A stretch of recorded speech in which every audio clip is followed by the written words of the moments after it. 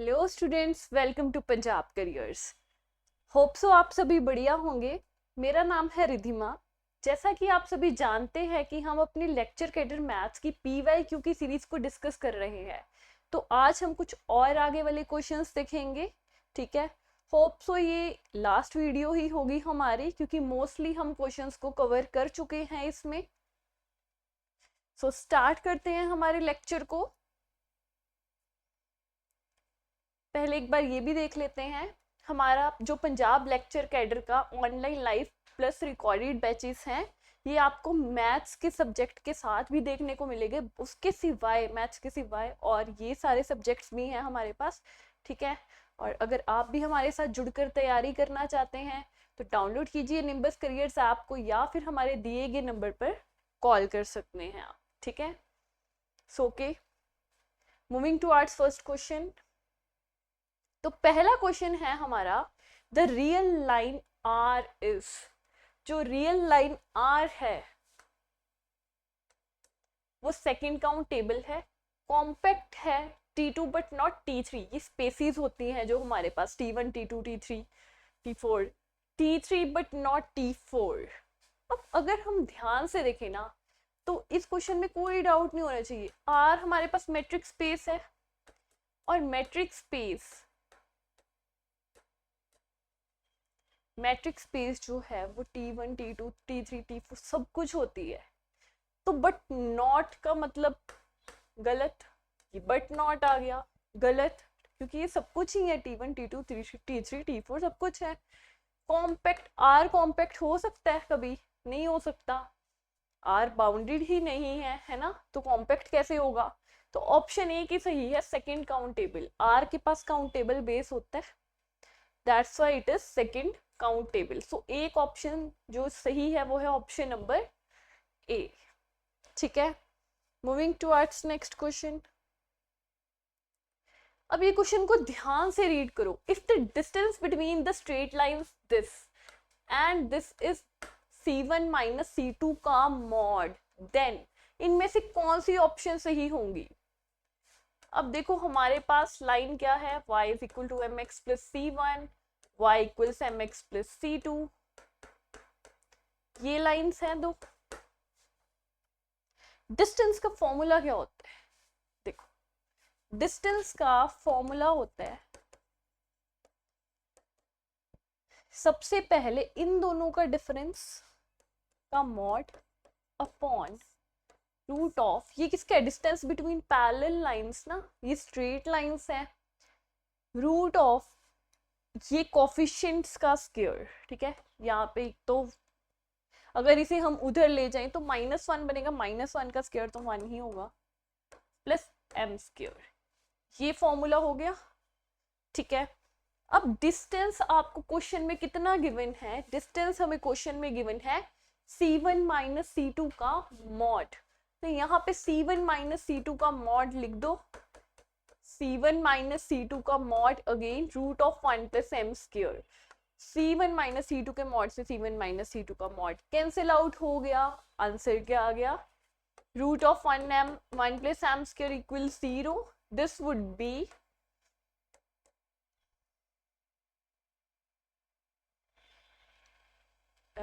कहाँ गया? C1 minus C2 का मॉड ही था ना क्वेश्चन में, हाँ ठीक है। उसके बाद ये एक्चुअली यहाँ पे 1 आएगा ना, ये गड़बड़ हुई है, यहाँ पे 1 आएगा, यहाँ पे 1 आया, तो 1 plus m square equals 1, m square की वैल्यू 0, m की वैल्यू यहाँ से आ गई हमारे पास 0। चेक कर लो कोई दिक्कत इसमें? ठीक है, फटाफट से देखो कोई भी दिक्कत है इसमें? m की वैल्यू हमारे पास 0 आ गई है, m की वैल्यू ही निकालनी थी, है ना। Now moving towards next question. उससे पहले ये फॉर्मूला को प्रॉपरली एक बॉक्स में कर लो। जितने भी फॉर्मूलाज हैं, मैंने पहले भी कहा है, फॉर्मूलाज जितने भी हैं उनकी एक फॉर्मूला शीट बना लो।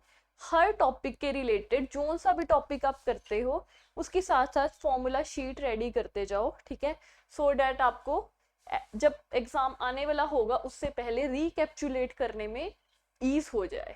ठीक है, now moving towards next question को रीड करो अच्छे से। क्या कह रहा है, if u and v are elements of IPS V, अगर यू और वी एलिमेंट्स हैं आईपीएस इनर प्रोडक्ट स्पेस के, then this thing is possible if and only if, अगर यू वी लीनियरली इंडिपेंडेंट है। अब ये कुछ देखा देखा नहीं लग रहा, कॉशी स्क्वाड्स इनइक्वालिटी कुछ आया याद यहाँ से, कॉशी स्क्वाड्स इनइक्वालिटी, वो ये चीज कहती है ना। बट इस चीज में इक्वालिटी एक ही केस में पॉसिबल होती है, याद रखना, अगर एक चीज को आप लैम्डा टाइम्स दूसरी वाली चीज लिख सको, मीन्स यू को अगर आप हम लैम्डा टाइम्स वी लिख सकते हैं तभी यहाँ पे इक्वालिटी पॉसिबल है, मीन्स लीनियरली डिपेंडेंट होंगे। ठीक है, क्या होंगे, लीनियरली डिपेंडेंट होंगे। So u and v are linearly dependent, option number B जो है वो हमारे पास राइट आंसर है। देख लो इसमें कोई भी डाउट अगर आपको, ये है कॉशी स्क्वाड्स इनइक्वालिटी। ओके, क्या है ये, लिख भी लो, Cauchy Schwarz inequality, Cauchy Schwarz inequality. लो, नाउ अगले क्वेश्चन को रीड करो आप।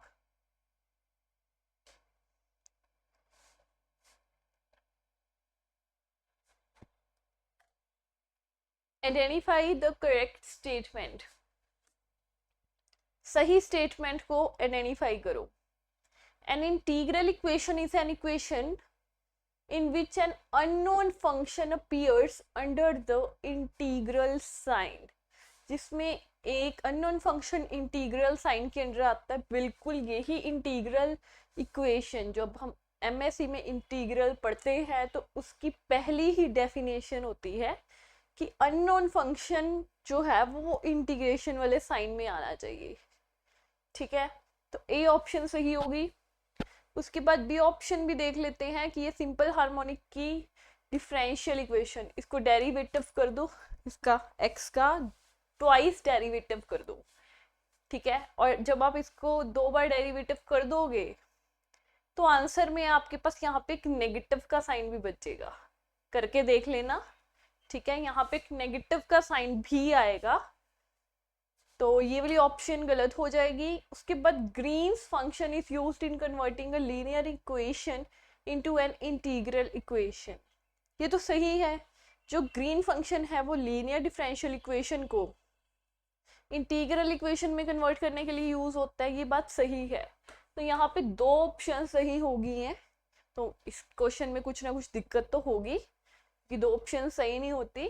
बट हाँ, यहाँ पे क्वेश्चन गलत आया है, स्टेटमेंट गलत आई है, ये दोनों ही ट्रू स्टेटमेंट्स हैं हमारे पास।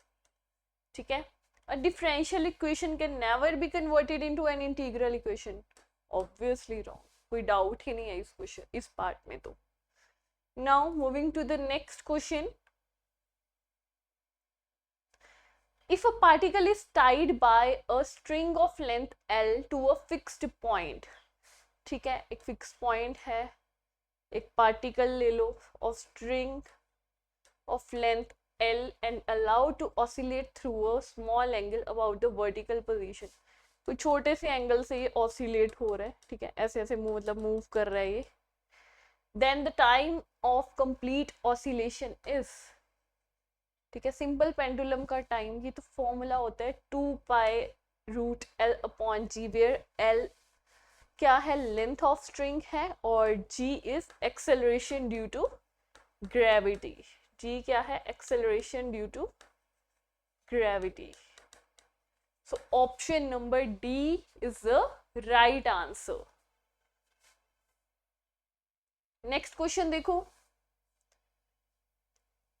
a sequence of random variable this is said to converge in a probability to a constant a if for any epsilon greater than 0 we have random variable से क्वेश्चन, random variable का sequence है is said to converge ठीक है, to a constant ए। अब देखो वो converge किसको कर रहा है, ए को।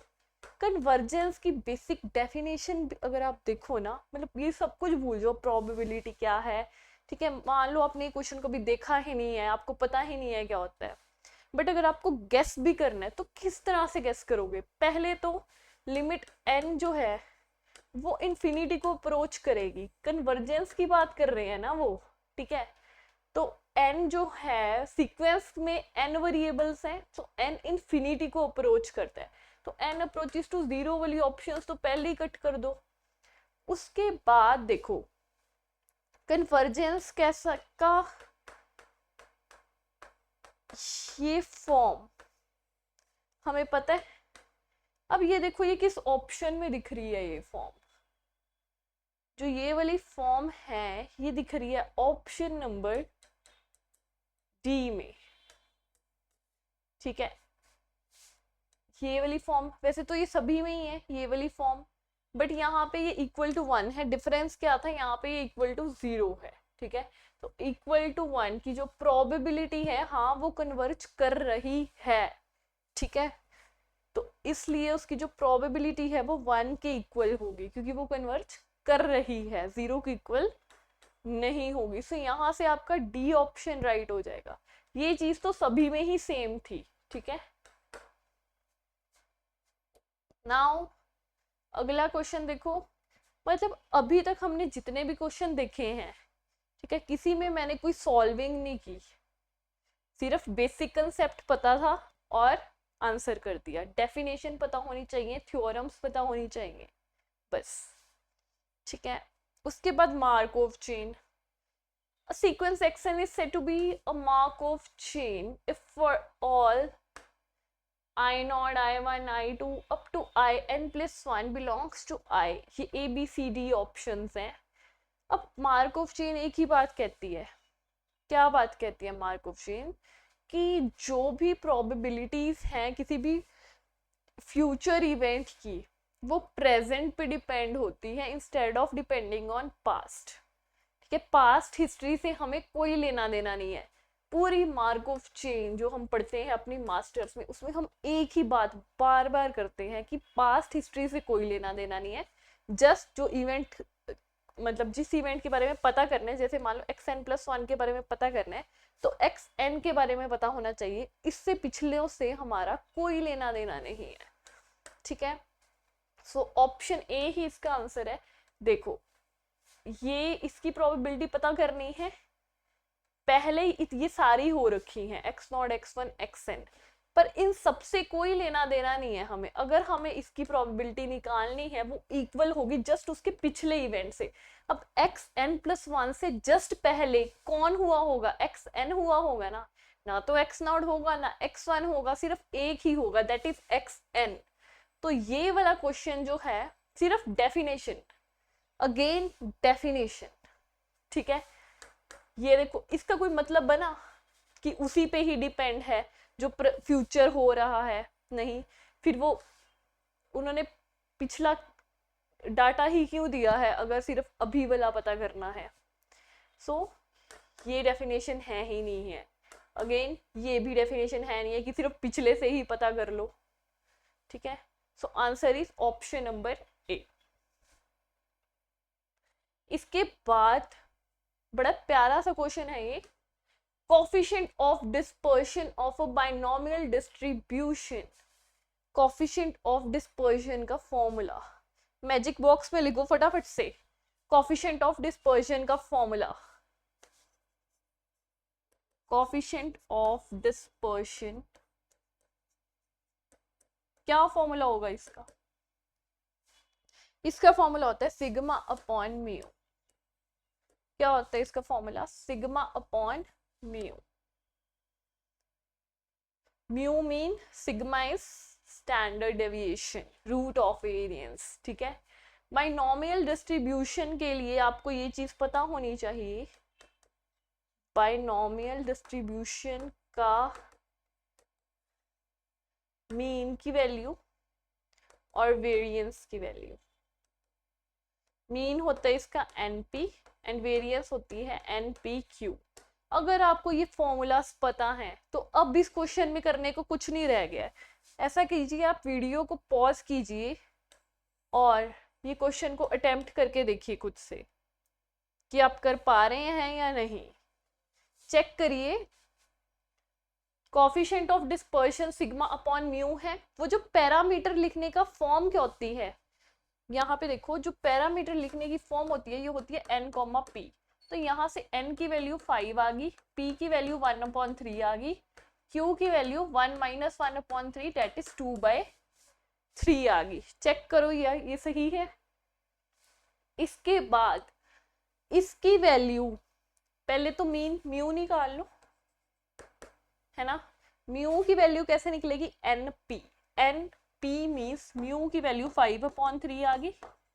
उसके बाद मेरे को सिग्मा की वैल्यू निकालनी है, that is root of n p q, n p q, ठीक है। Root of n p q क्या आया इसका आंसर, रूट 10/3, रूट 10/3 आ गया इसका आंसर। चेक करो। इसके बाद ये वैल्यूज को इसमें फिल कर दो, रूट 10/3 इंटू 3/5, 3 से 3 कैंसिल आउट हो गया, ये बन जाएगा रूट 2/√5। कौन सी ऑप्शन है, चेक करो answer. A B C D में से रूट 2/5 किस में आ रहा है, ऑप्शन नंबर डी में। सो यहाँ से ऑप्शन नंबर डी सही होगी। इस क्वेश्चन में आपको सिर्फ क्या पता होना चाहिए था, कोफिशिएंट ऑफ डिस्पर्शन क्या होता है, मोर ओवर बाइनोमियल की मीन वेरिएंस की वैल्यू कि वो एनपी है, एनपीक्यू है, मीन वेरिएंस और स्टैंडर्ड डेविएशन कि स्टैंडर्ड डेविएशन कैसे निकालनी है, वेरिएंस का रूट करके, ठीक है। ये भी लिख लो आप लोग कि स्टैंडर्ड डेविएशन का फॉर्मूला क्या होता है, रूट ऑफ वेरिएंस। कि बेसिक चीजें हैं इसमें जो पता होनी चाहिए, ठीक है। अगला क्वेश्चन रीड करो आप लोग इतनी देर।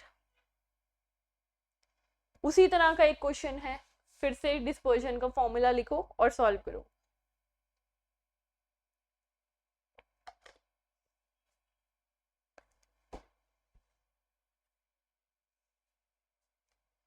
The coefficient of dispersion of a chi-square distribution with n degrees of freedom क्या होगा। अब चेक करो ये क्वेश्चन को ध्यान से। कोफिशिएंट ऑफ डिस्पर्शन का फॉर्मूला, कोफिशिएंट ऑफ डिस्पर्शन का फॉर्मूला होता है sigma upon mu, right. Now sigma upon mu की वैल्यू काई स्क्वायर डिस्ट्रीब्यूशन में मीन की वैल्यू क्या होगी और सिग्मा की वैल्यू क्या होगी। पहले तो वेरिएंस की वैल्यू इसकी होती है 2n, तो सिग्मा की वैल्यू रूट 2n होगी और इसके मीन की वैल्यू काई स्क्वायर डिस्ट्रीब्यूशन के मीन की वैल्यू होगी n डिग्रीज ऑफ फ्रीडम है हमारे पास, तो क्या होगी इसकी वैल्यू n होगी। So this would be root 2/n, that is C option जो है वो हमारे पास राइट आंसर है। सिंपली फॉर्मूला लगाया, n डिग्रीज ऑफ फ्रीडम दिया था, sigma mu chi square distribution में क्या होता है वो पता होना चाहिए था और आंसर आ गया, ठीक है। नाउ नेक्स्ट क्वेश्चन देखो, ये है स्टैंडर्ड नॉर्मल डिस्ट्रीब्यूशन। आज ज्यादातर स्टैट्स के क्वेश्चन है ना। The area to the right hand side of the point x1 is 0.9, okay.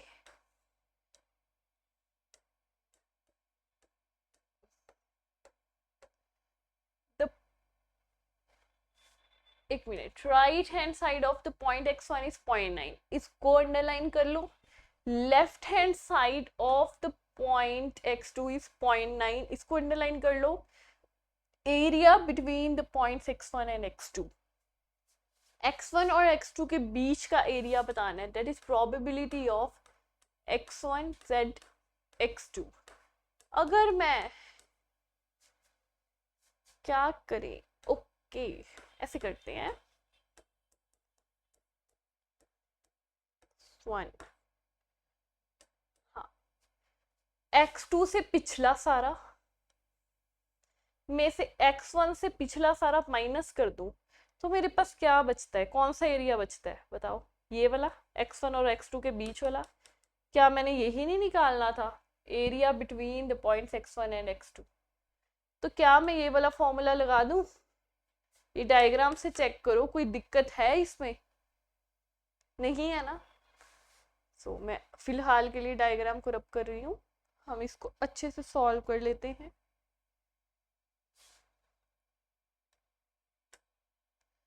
z less than x2, probability of z less than, अब पहले x1 और x2 की वैल्यू तो देखते हैं हम।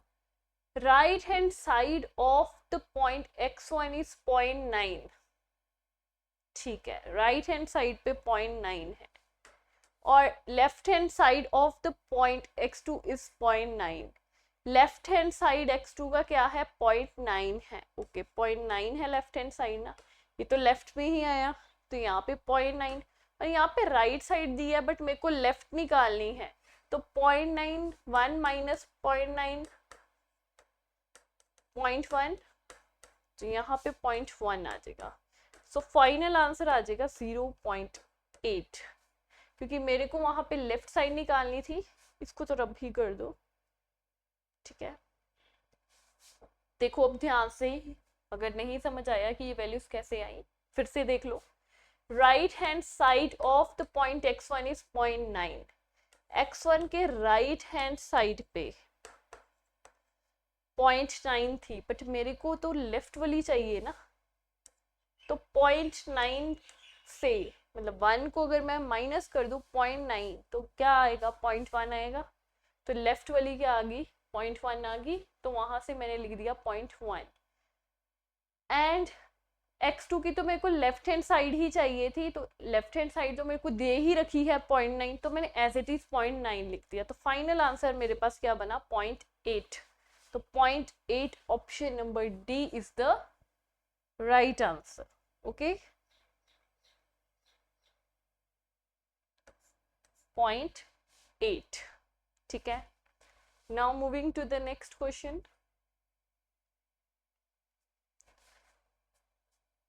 The Naaman-Pearson lemma provides the best critical region for testing first null hypothesis against two alternative hypotheses. Okay. Here देखो, जो Naaman-Pearson lemma है ना हमारे पास, ये कहता क्या है? लाइकलीहुड रेशियो टेस्ट के बारे में सुने आप लोगों ने? लाइकलीहुड रेशियो टेस्ट, इसकी जो स्टेटमेंट है ना, वो कहती है सबसे पहले तो जो न्यूमैन पियर्सन लेमा है, ये सिंपल वर्सेस सिंपल के लिए होता है। सिंपल वर्सेस सिंपल के लिए मतलब, अब ठीक है, सिंपल वर्सेस सिंपल के लिए क्या मतलब है कि जो हमारे पास नल हाइपोथेसिस है, ये भी सिंपल लेंगे, ये भी सिंपल लेंगे, तो वो ये जो न्यूमैन पियर्सन लेमा है ये अप्लाई होता है। मैं बताती हूँ, एक मिनट बस।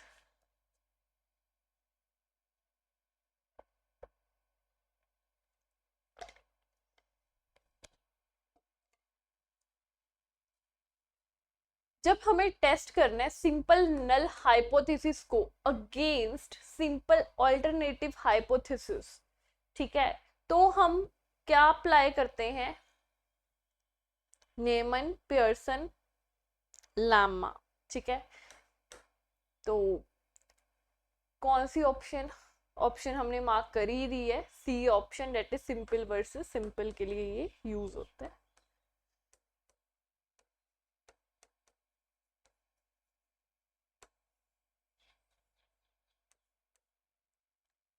ठीक है, इसमें कोई डाउट? अगला क्वेश्चन देखते हैं।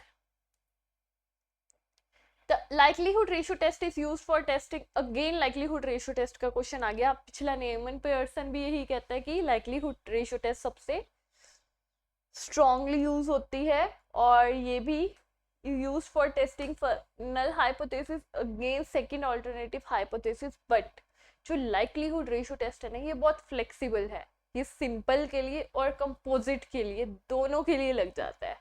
सो इसका ऑप्शन ए कि ये सिंपल और कंपोजिट दोनों के लिए लगता है। सिंपल, हाँ, ए ऑप्शन में फर्स्ट में भी सिंपल और कंपोजिट है और सेकंड वाले में भी सिंपल और कंपोजिट है। ठीक है,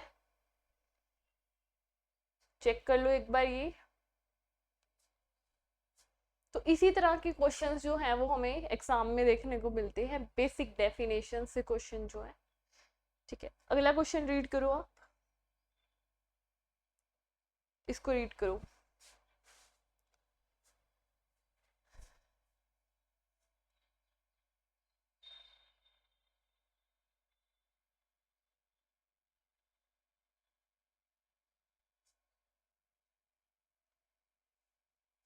Given a set of vectors, a linear combination this is called the convex combination of the vectors if। convex combination का क्वेश्चन है, डेफिनेशन convex combination की, इसकी बहुत ही सिंपल सी डेफिनेशन है क्या, lambda 1 lambda 2 lambda k greater than equal to 0 and sum of coefficients equal 1। लो, पहला ही केस सही हो गया। इसमें क्या गड़बड़ है, नॉट इक्वल टू 1 दे रखा है। इसमें क्या गड़बड़ है, ग्रेटर देन इक्वल टू 0 नहीं दे रखा है ना। ये पहली डेफिनेशन सही है, डेफिनेशन ही पूछी है एग्जैक्ट। ठीक है, इसमें कुछ नहीं सोचना। अगला क्वेश्चन देखो, let S be a convex subset of the plane bounded by the lines in the plane, then a linear function this। ठीक है, linear function this attains its optimum value at। कोई भी अपनी ऑप्टिमम वैल्यू जो convex subset लेगा वो अपने vertices पे लेता है, ये बात याद रखनी है। फिजिबल रीजन, ऑप्टिमम वैल्यू के लिए हम एक फिजिबल रीजन बनाते हैं, मान लो कुछ इस तरह का फिजिबल रीजन बन गया हमारे पास, है ना। तो इसके वर्टिसेस हम चेक करते हैं, जितने भी इसके कॉर्नर्स होते हैं वो पॉइंट्स को फिल करके चेक करते हैं कि हमारे पास आंसर क्या आ रहा है, और उसकी ऑप्टिमम वैल्यू इन्हीं में से किसी वर्टिसेस पे होगी। सो वो अपना ऑप्टिमम सिर्फ वर्टिसेस पे लेता है, ऐसा नहीं है किसी भी पॉइंट पे या ओरिजिन पे ले रहा है। ठीक है, तो ये तो बेसिक सी डेफिनेशन ही है, इसमें कुछ खास नहीं है, एलपीपी का क्वेश्चन है। ठीक है, नाउ नेक्स्ट क्वेश्चन देखो, इक्वेशन दे रखी है आप लोगों को। equation this represent a pair of perpendicular lines for beta equals। ठीक है, जो इक्वेशन ये है, बीटा की वैल्यू बतानी है, ये पेयर ऑफ परपेंडिकुलर लाइन को रिप्रेजेंट कर रही है। अब आपको ये बेसिक वाली इक्वेशंस तो पता ही होंगी। वेट,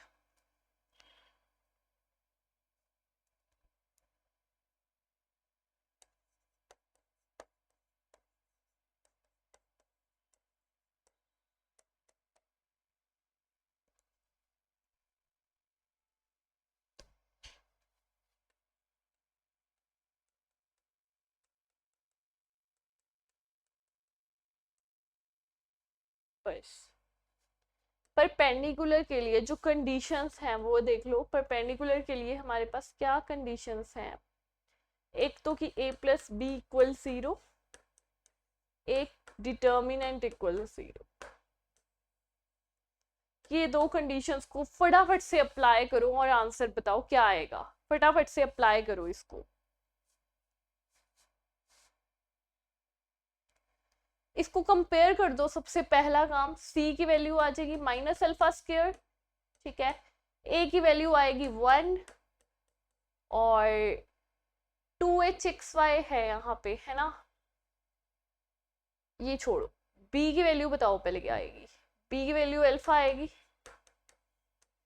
और 2 बीटा y मीन्स f की वैल्यू बीटा आएगी।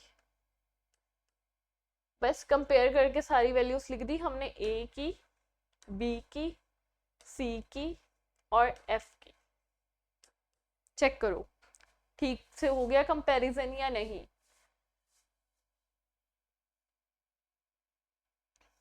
अब कंडीशन क्या है परपेंडिकुलर लाइंस की, ए प्लस बी इक्वल 0, अल्फा की वैल्यू यहां से क्या आ गई, -1 आ गया अल्फा।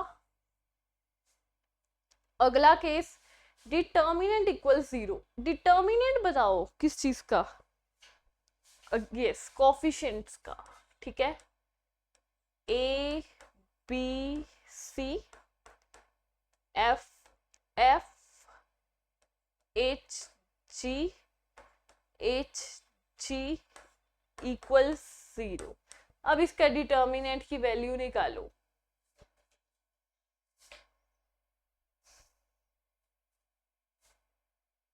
इसके डिटर्मिनेंट की क्या वैल्यू आएगी, चेक करो।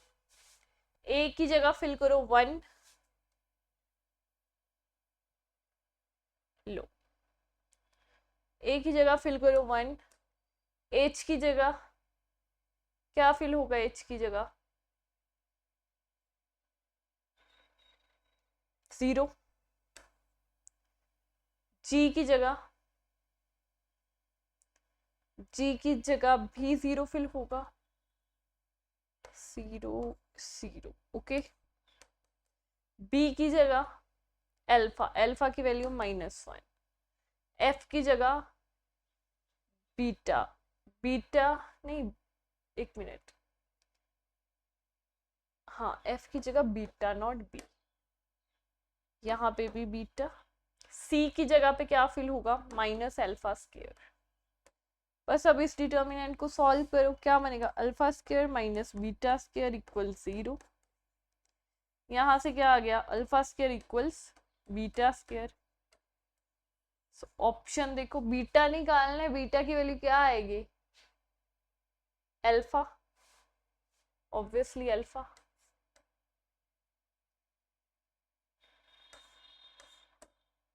ये ए है या अल्फा है, ये देख लेना आप अपने आप, ओके।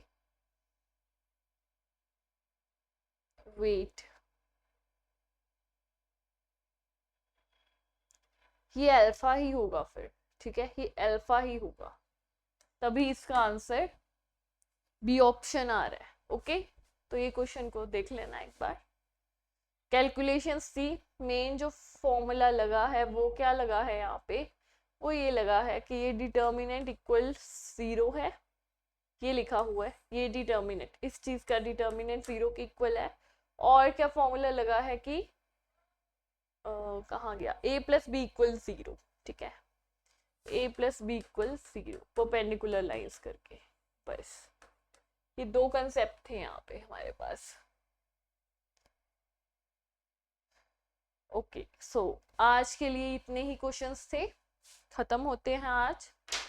तो अगर इनमें कोई डाउट हुआ तो आप कमेंट सेक्शन में लिख दीजिएगा, आपके डाउट सॉल्व हो जाएंगे। अदरवाइज आप हमारे नंबर पे भी कांटेक्ट कर सकते हैं, वो हमारा नंबर लिखा है 7814846248, ठीक है।